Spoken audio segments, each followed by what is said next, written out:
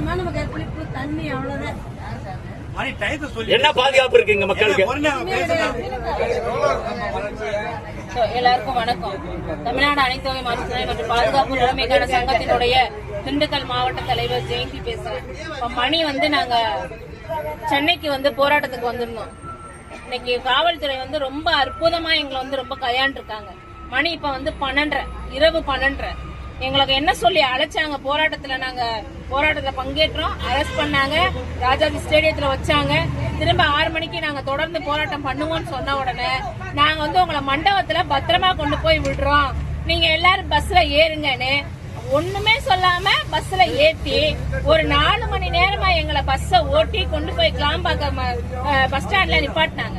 அங்க கொண்டு போய் ஏன் நிப்பாட்டினாங்கன்னு எங்களுக்கு தெரியல. மண்டபம் எங்கங்க, மண்டபத்துல கொண்டு போய் விடுறேன்னு சொன்னீங்க அப்படின்னு திரும்ப அங்க இருந்து எங்களை கிளப்பி இப்ப மணி 12:30 இதுவரைய இந்த காவல்துறை எங்களுக்கான சாப்பாடு வசதியோ தண்ணி வசதியோ எந்தவித அடிப்படை வசதியும் செஞ்சு தரல.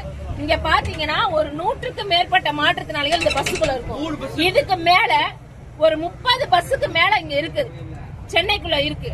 இந்த 30 பஸ் எங்க இருக்கு ஏது இருக்கு எதுவுமே தெரியல. இப்ப மாற்றுத்திறனாளிகளை ரொம்ப கேவலமா படுங்கேவலமா சென்னை காவல் நிலையம் காவல்துறை ரொம்ப ரொம்ப ரொம்ப கேவலமா எங்களை நடத்துறாங்க அப்படிங்கறது நாங்க இதை பதிவு பண்ணிக்கிறோம்.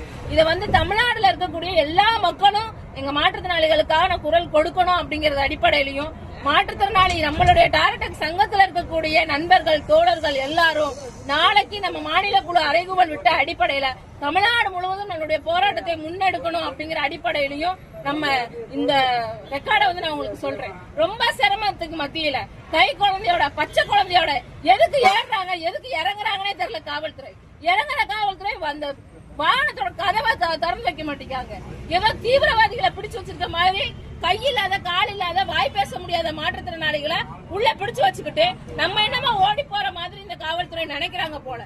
இந்த காவல்துறைக்கு இப்படி அதாவது விடிய விடிய இந்த பஸ்ல வச்சு அலக்களிக்கணும்னு அவங்களுக்கு சொன்ன அறிவுரையாளர் யாரு?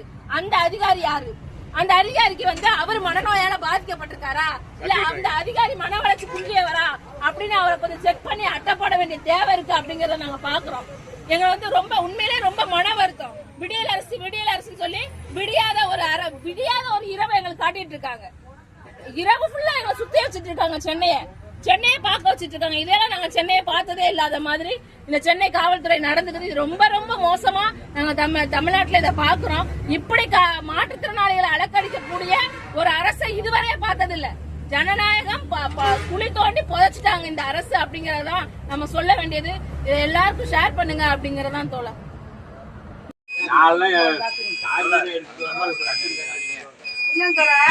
ஒரு பேப்பர்ல எழுதி வச்சுக்கிறேன். கொஞ்சம்